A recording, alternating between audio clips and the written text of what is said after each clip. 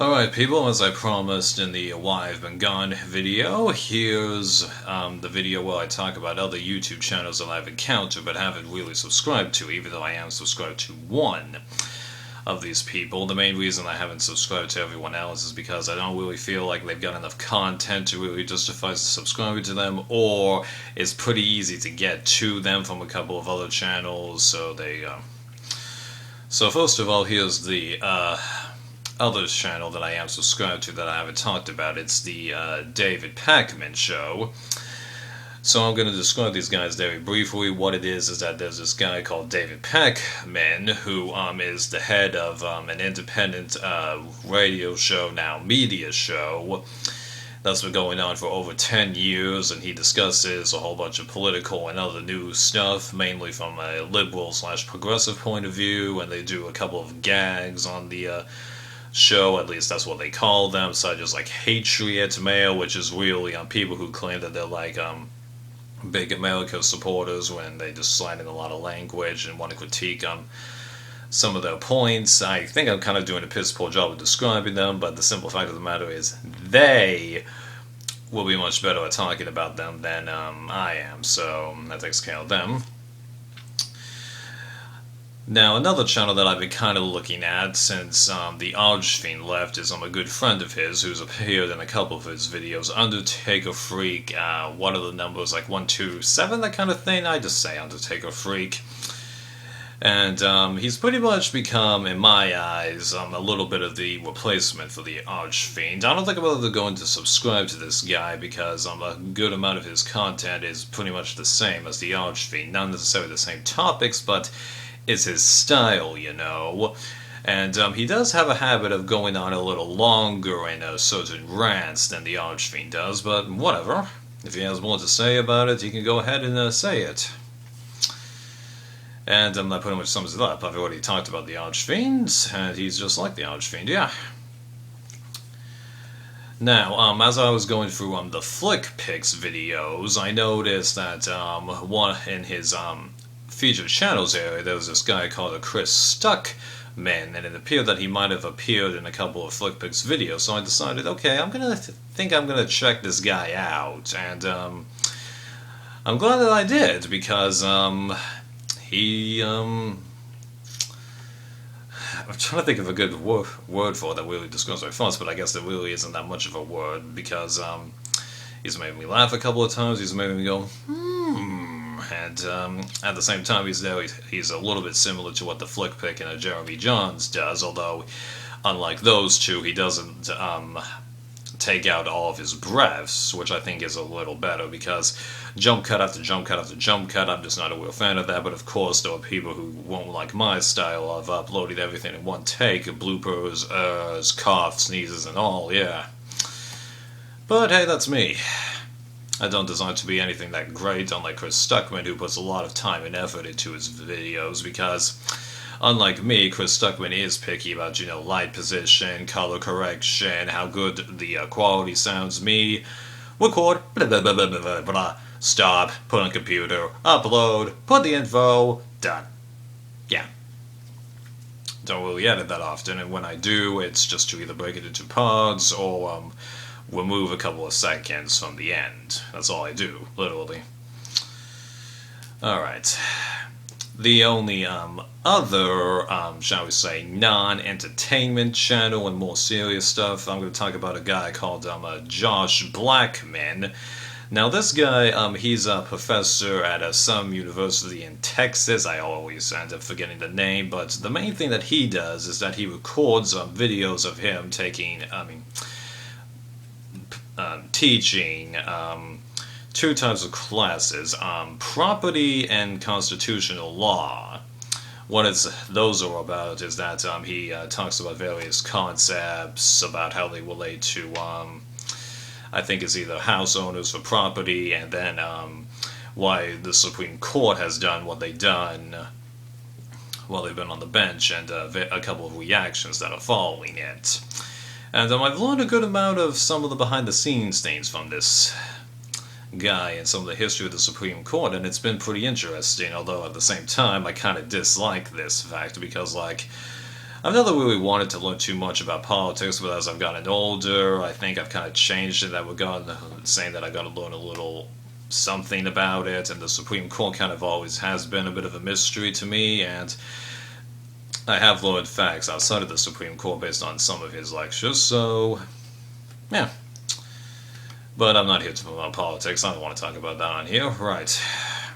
So, now we move away from the non-entertainment people and the more reviewer/ranter people and get into a couple more odd groups of people, namely the shall we say, eating community on here, and I'm totally amazed that I actually have found these guys, because for those of you who don't know, there was a show called A Man vs. Food many years ago that starred a guy named Adam Richman, and what he would do is that he would travel to various cities around America and take on big eating challenges and see if he could conquer them. He was actually able to conquer quite a lot, but sometimes because of the show and other times because he wasn't too much of a competitive eater, he wasn't able to conquer a lot of them, and after the show he supposedly became a vegetarian. I don't know if I totally buy that based on the sources I read, but anyways, that show apparently inspired a lot of people to do similar acts, even though there were a few people already doing this. One of them was actually featured on the show. His name was Nader Rivera, I think I'm pronouncing his last name wrong, but he actually already had a YouTube channel at the time of the show, and it's called Freak Eating, and what he does in there is that it's a combination of basically two things. One, him taking on big eating challenges like Adam Richman did, but the other main things that he does is that he does like crazy, and literally I do mean crazy, challenges that he does at his home, such as like drinking 8 liters of soda. Literally, he does that, and then he eats a whole bunch of sugar-free candy, enough to give him crazy diarrhea. Check him out, and you'll get a better idea of what I mean, yeah. But he was just the first of the eating community that I've done. Although I should point out that Nader here actually does know what he's doing when it comes to competitive eating, unlike Richman, can be argued. Now, this next guy that I'm going to be talking about, Randy Santel, this is basically Adam Richman completely fixed, for lack of a better term, because he does pretty much the exact same thing that Adam did, except he doesn't just stop at America. He also travels to a bunch of other countries and does food challenges there. And outside of all these competitive eating things, he does a whole lot of weight training so that he's able to actually lose a whole bunch of the extra weight that he gains just like that. Because before he started this, he was a bodybuilder, and you can argue that he still kind of is. Yeah, he explains this better than I can, trust me, although you're going to have to sift through his content to figure it out, because that's something that I think a lot of people aren't necessarily willing to do when it comes to learning about channels on here. Sometimes it's not obvious exactly what they're about when you first start. You gotta actually keep at it, and then you find that your opinion of them changes, because, as I stated before, when I first encountered a bunch of the YouTube users I'm subscribed to now, such as Aaron Isaac, Arch Fiend, David Pacman, and even a tiny bit of a Geekvolution, I thought those guys were just, arrogant jerks, that kind of thing, and some of you probably thought that about me, but as I kept watching their content, because I just had something in me that compelled me to keep coming back, I go, no, these guys aren't arrogant jerks, these guys are actually pretty interesting. Even the Archfiend, though, does act arrogant, well, did act arrogant, yeah, so,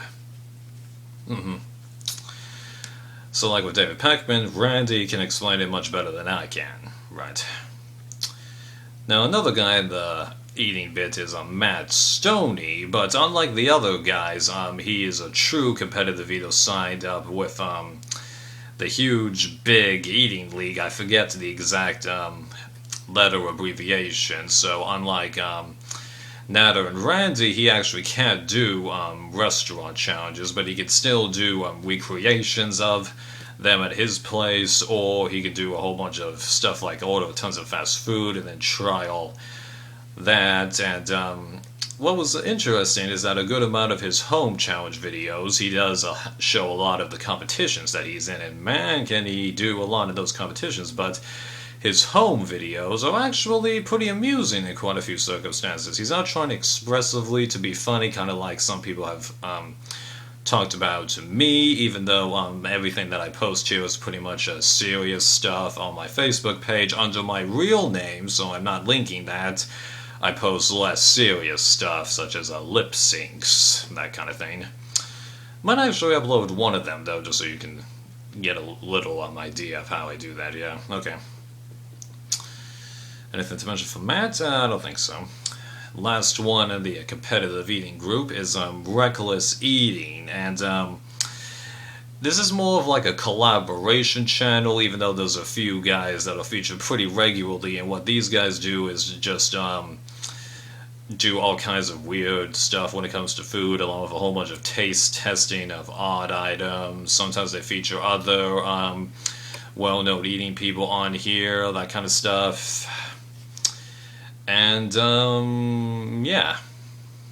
That pretty much sums it up. But that's not to say that, like, the other competitive eating people that I've talked about don't sometimes talk about other people in the eating community. They actually do, so it's beneficial to listen to what they have to say if you want to do a little bit of networking. Right. Next channel that I want to talk about is not so much one channel, but it's multiple channels. It's about the YouTube personalities Rhett and Link, and yes, they can be called YouTube personalities because pretty much making videos is all that they do. So these guys are basically just make a bunch of random videos doing whatever the heck it is that they feel like. It's not so much prank videos, but it's more about talking just whatever, doing odd stuff like altering food in weird ways, recounting past stories, trying to see if they can do certain things like eat hot peppers, escape a straitjacket. And gradually, the vibe that I've gotten is that as they've stayed longer, gotten more followers, they've actually expanded it. So the people that help them make these videos, because yeah, they do need multiple people to help them out, they actually get featured in the videos quite often. So it's nice to see how it took from just being a couple of people to a lot more. So what exactly are these channels? Well, the original one is called Rhett and Link. Then I think the main one that everyone knows them for is A Good Mythical Morning. And then they've got a couple of like spin-offs from that. There's Good Mythical More, which is just basically an extended or aftermath bits describing the main things that they do. And then there's Good Mythical Crew, which I think you can kind of fill the blank on that one, yeah. And last person that I'm going to be talking about is Timpedia. So what this guy is that he does a lot of video game playthroughs and puts them on his channel, but he's also got a couple of videos where he's doing like a group hangouts, that kind of thing, so you hear him and other people in the background talking, and they just, have fun with whatever game that they're playing, Now, let me do a bit of a disclaimer here. And he isn't a video gamer that that's the only thing that he does, okay? Because it seems like there's an increasing number of gaming channels where literally that's all they do. He's not like that, but you'll find that in some, and I really do in some of his videos, he gets a little too complainy about like the AI in there. Now, I stress the some because sometimes it actually is quite humorous, him expressing his problems, or like when it's the group hangouts, such as when he's playing Star Wars Battlefront 2. It actually is a little bit funny to hear him complain about how his friends are just like owning him or how he owns them.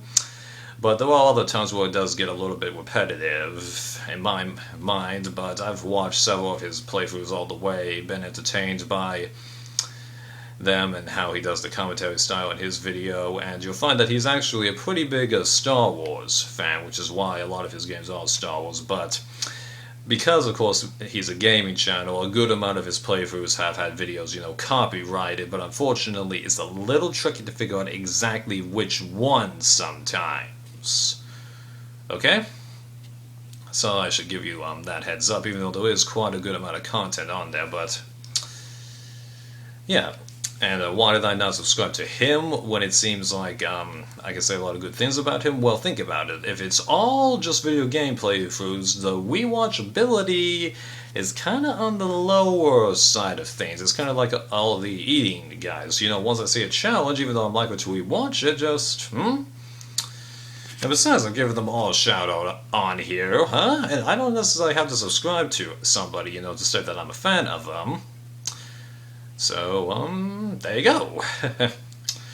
So, I hope my viewers enjoy these recommendations, and if any of these people that I've recommended end up seeing this, I hope you appreciate the attention, and keep at it, guys.